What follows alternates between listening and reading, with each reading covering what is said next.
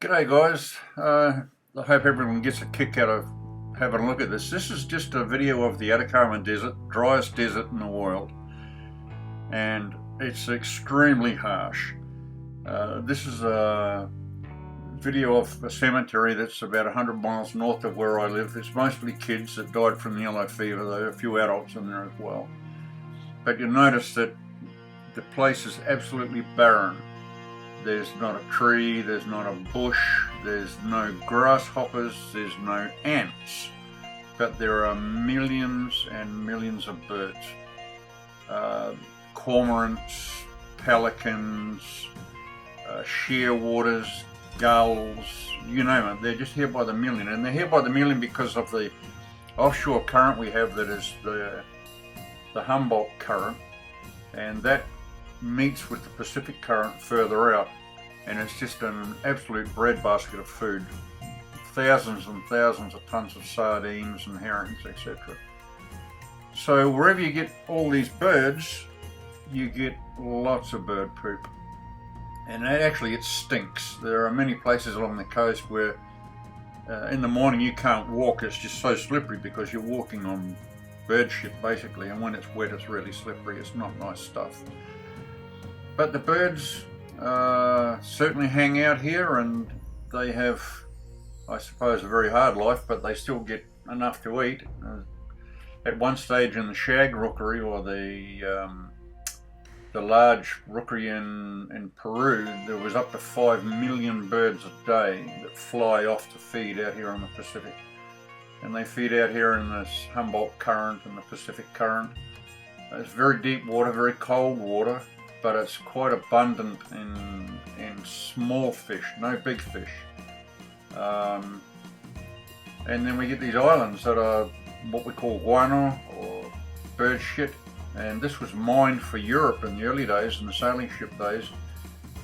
This island that we're looking at now is actually called guaneros, which means shit miners, bird shit miners.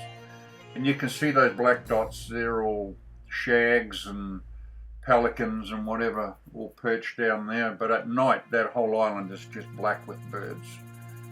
And I made sure when I was flying the drone not to scare them, you know, stay well away from them, give them plenty of space. But this is more just to show how dry it is. As I say, there's not a cockroach, an ant, not a darn thing living in the desert. And there are a few lizards that live on the beach. Obviously they feed in the kelp, and there must be a few critters or bugs that breed there. And you can see this hole in the island. I think that's been mined. It's almost obviously man-made by the shape of it.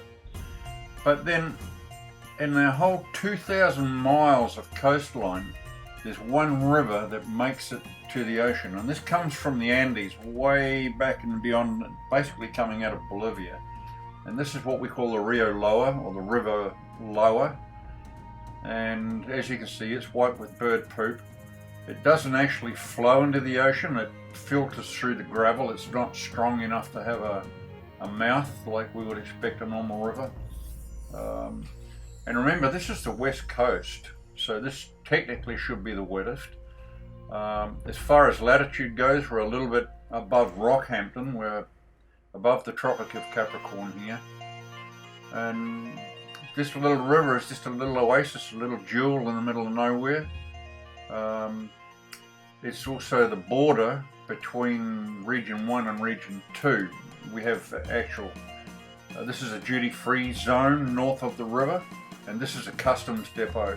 And you have to stop here and get permission to go in your car and come out. Even though it's the same country, you still have to sort that out.